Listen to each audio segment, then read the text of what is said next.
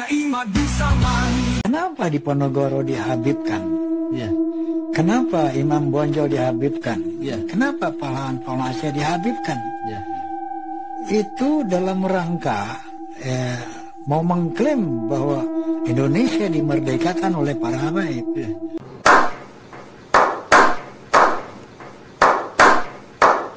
Ternyata saya pun mau dibalikan. Tahu warganya apa? Enggak, dia nggak bilang warga apa. Tapi dia bilang, Anda tuh Habib. Oh iya, iya. Anda harus daftar di Rabithah Alawiyah. Iya, iya, iya. Masya Allah, ada saya berpikir, oh ternyata benar. Ada klaim-klaim Mbak Alawi tentang pahlawan-pahlawan nasional ini. Kira-kira siapa yang kira-kira tokoh masyarakat ya? Wah, ini mesti dibalikan juga nih. Ya, yang pengikutnya banyak. Yang pengikutnya banyak kayak gitu ya. Wallahil azim, jangan tanya saya siapa orangnya, jangan. Cukup dengan sumpah saya ya. Nah, artinya saya mulai meyakini bahwa ini ada satu gerakan yang sistematis. Betul. Untuk menjajah Indonesia. Ya. Dan kemudian kalau sudah ada keluarga yang mengatakan itu nasabnya, ketahuilah tidak ada alasan bagi Anda kecuali mempercayainya. Adapun urusan jika nanti ada orang buat nafsa palsu dan sebagainya, urusan dia dengan Allah. Tapi kalau kita sok tahu, itu menjadi masalah. Kalau sudah nasab itu benar, harus kita yakin benar. Nggak ada istilahnya. Ada sebagian mengatakan, ya saya tidak bisa mempercayai, tapi dia takut mengingkari. Enggak. Nasab itu harus kita yakin. Ini anaknya ini harus yakin, sudah. Harus kita percaya, sudah selesai. Jangan sampai ada setelah itu ada keraguan-keraguan.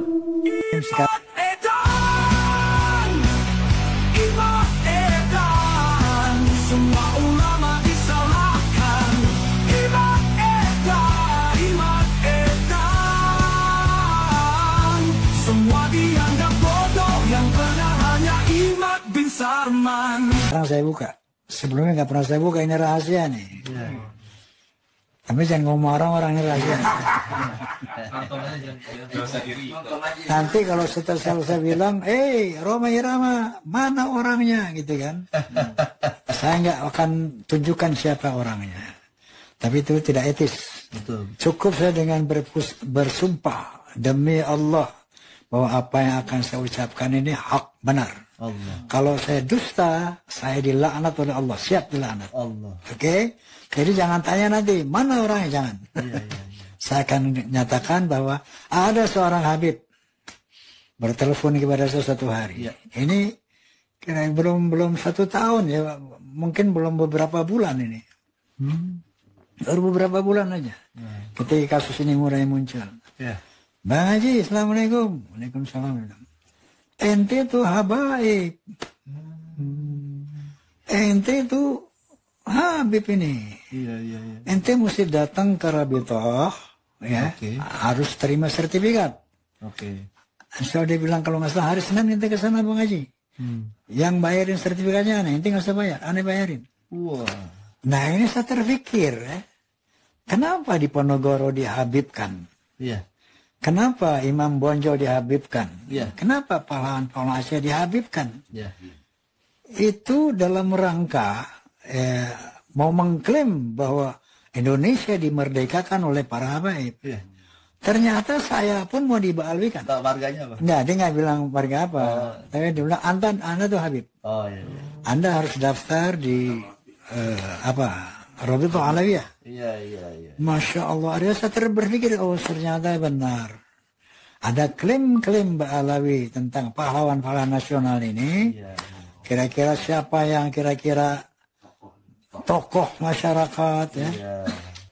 Wah, ini mesti dibalikan juga nih. Ya, yang pengikutnya banyak. Yang pengikutnya banyak kayak gitu ya. Iya. Wallahil azim, jangan tanya saya siapa orangnya, jangan. Cukup dengan sumpah saya ya. Nah, artinya saya mulai meyakini bahwa ini ada satu gerakan yang sistematis. Betul. Untuk menjajah Indonesia. Ya. Yang pertama, harus kita sadari bahwa zuriyah Nabi adalah nasab agung. Karena bersambung nasab kepada baginda Nabi Sallallahu Alaihi Wasallam melalui Sayyidat Fatimah Az-Zahra.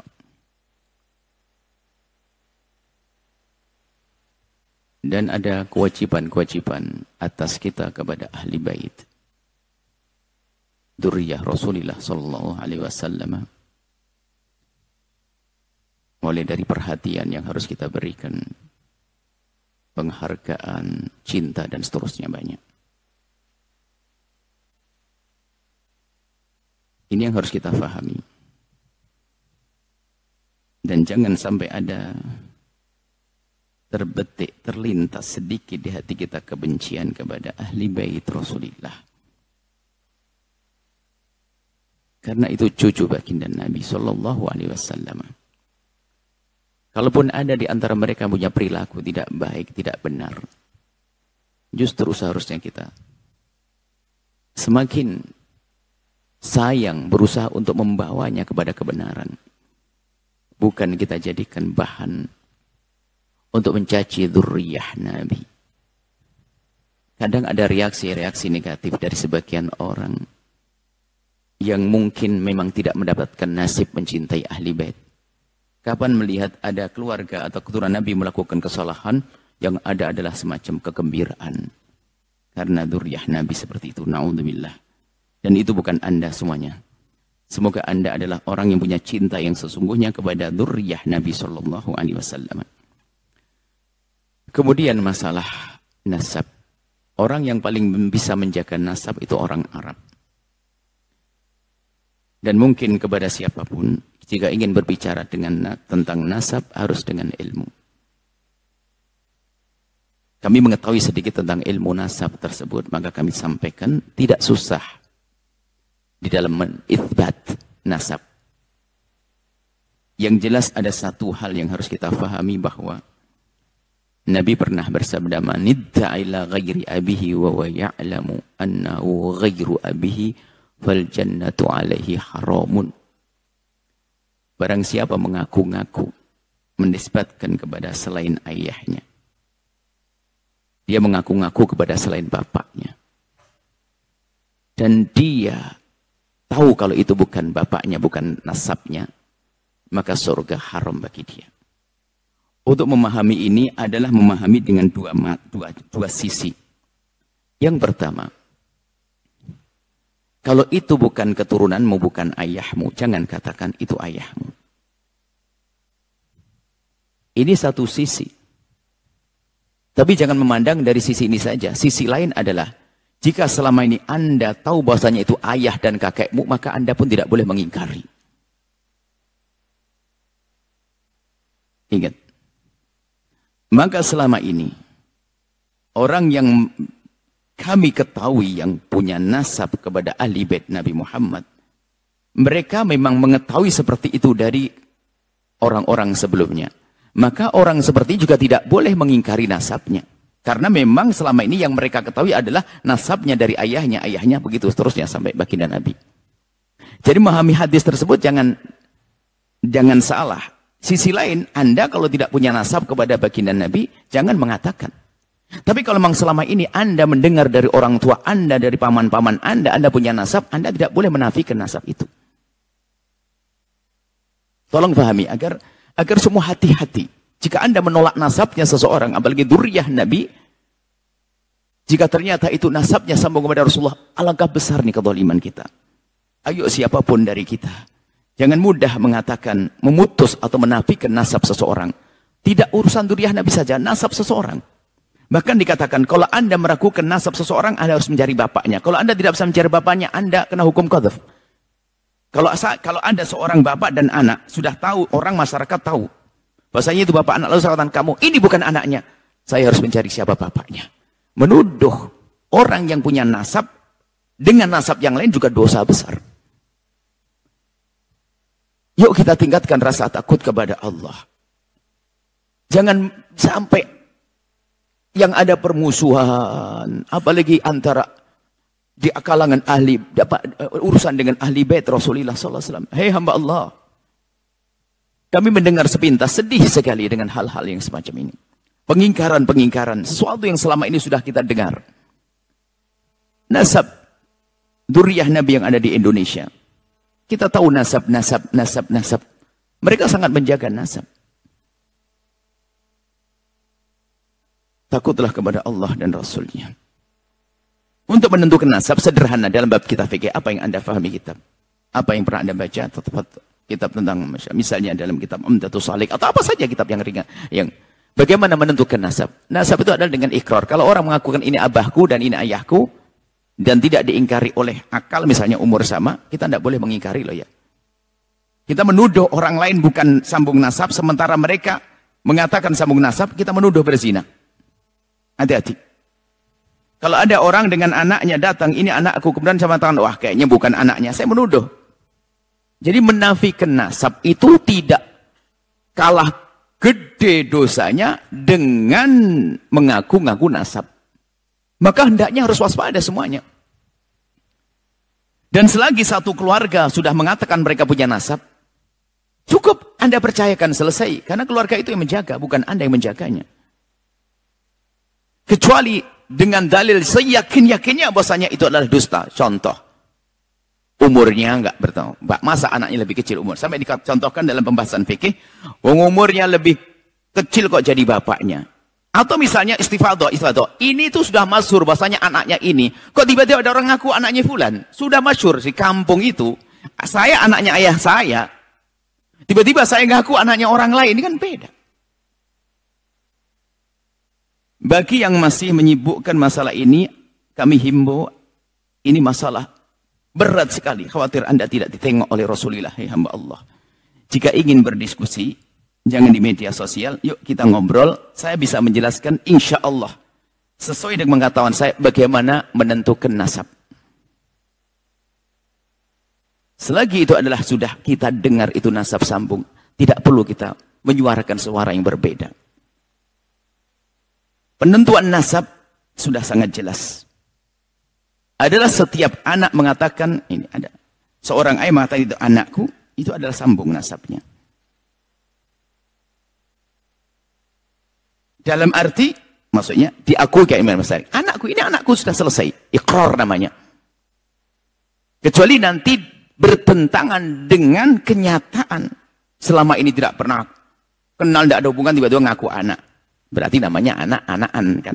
Anak sesungguhnya.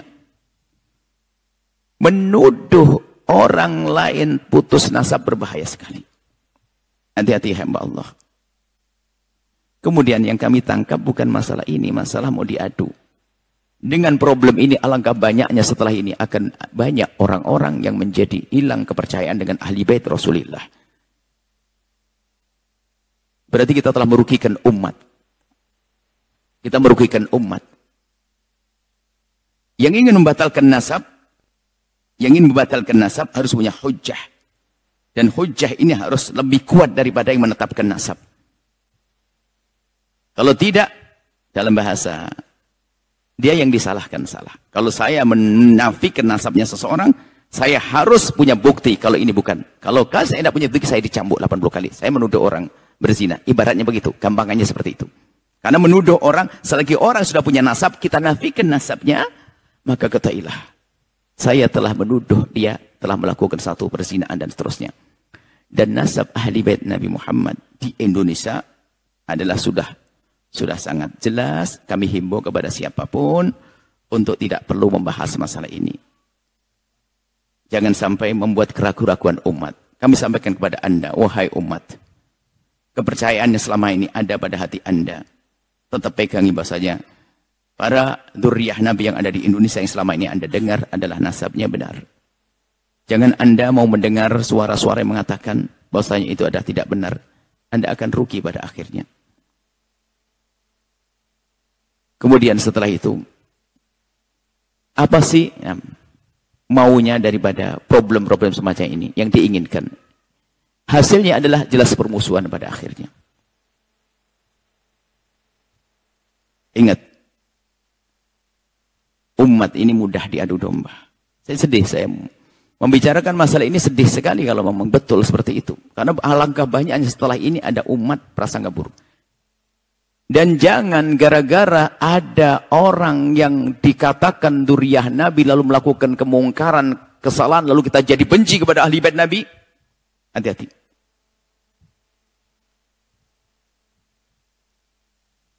Saya mengatakan dzurriyyah Nabi di Indonesia. Tercatat, dzurriyyah Nabi tercatat. Dan sangat luas dzurriyyah Nabi. Bahkan kami seru kepada pengurus, pernah kami sampaikan pada pengurus yang ngurusi tentang dzurriyyah Nabi, tolong jangan nunggu saja. Perlu kita cari di sana banyak dzurriyyah Nabi yang tidak tercatat. Perlu dicatat. Dan memang bukan untuk sombong-sombongan, agar dicatat, agar tahu nasabnya.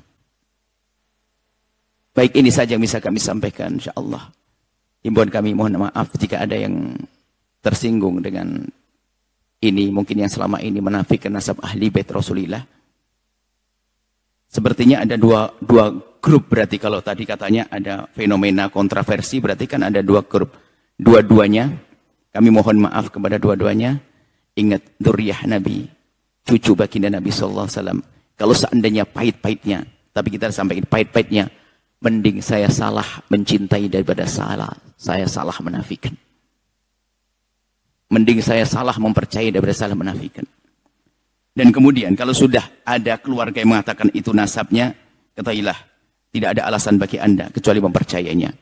Adapun urusan jika nanti ada orang buat nafsa palsu dan sebagainya, urusan dia dengan Allah. Tapi kalau kita sok tahu, itu menjadi masalah. Kalau sudah nasab itu benar, harus kita yakin benar. Nggak ada istilahnya. Ada sebagian mengatakan, ya saya tidak bisa mempercayai, tapi dia takut mengingkari. Enggak. Nasab itu harus kita yakin. Ini anaknya ini harus yakin. Sudah. Harus kita percaya, sudah selesai. Jangan sampai ada setelah itu ada keraguan-keraguan. Baik, ini adalah masalah nasab baginda. Nasab orang biasa saja nggak boleh main-main, ya Allah. Anda menafikan nasabnya orang biasa, nggak boleh. Apalagi nasab baginda Nabi SAW. Mungkin bagi yang mohon maaf saudara kami, saya tidak tahu siapa, ada pertanyaan. Jika Anda menafikan nasab ahli bait secara umum yang ada di negeri ini, kalau Anda menafikan nasab itu, mungkin kita bisa duduk manis, kita bisa ingin menjelaskan dari mana Anda menafikan, dan kami akan jelaskan bahwasanya cara menetapkan nasab itu seperti itu. Tidak belit-belit.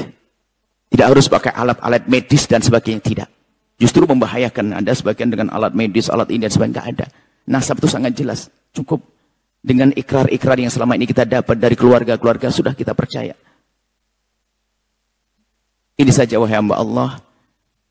Semoga dari kalimat-kalimat yang kami sampaikan ini menjadi sebab kebaikan untuk semuanya. Jika Anda pernah merasa bersalah kepada dzurriyyah Nabi, segera tobat, Allah Maha Kasih. Akan tapi jangan sampai kita dikuasai oleh kesombongan atau dendam yang selama ini ada, atau kebencian kita kepada keluarga Nabi. Na'udzubillah, benci kok kepada keluarga Nabi. Kalaupun mungkin kita punya masalah dengan 1-2 keluarga Nabi, tapi tidak boleh kita benci kepada nasab ahli bait Nabi Muhammad. Kita benci pribadi, tidak boleh kita langsung memukul rata. Harapan kami adalah siapapun insaf, ayo rugi Anda akan rugi, Anda akan rugi. Dan bagi yang sibuk membuat pengingkaran dari kelompok manapun, sibuk membuat pengingkaran, kami siap untuk menjelaskan. Kita bisa bertemu dengan baik demi kebaikan umat ini dan demi kebaikan masa depan kita di hadapan baginda Nabi SAW. Ini saja yang bisa kami sampaikan. Semoga bisa damai, semuanya indah. Nuhibbukum ya ahla baiti Rasulillah. Kami mencintai Anda semua wahai ahli bait Rasulullah SAW. Siapapun Anda, ahli bait yang tercatat ataupun tidak tercatat. Jika kami kurang dalam menjelaskan, maafkan kami. Hanya inilah yang bisa kami ketahui. Dan Anda yang ada sedikit kekotoran hati dengan ahli bait Rasulullah, segera sadar dan tobat. Ingat, itu adalah cucu baginda Nabi SAW. Jangan menyesal nanti di saat di akhirat. Semoga Anda semua menjadi orang-orang yang pecinta dan perindu sahabat ahli bait Nabi yang sesungguhnya. Perindu yang sesungguhnya. Perindu yang membela di saat benar, mengingatkan dengan cara yang benar di saat salah, bukan berubah menjadi benci.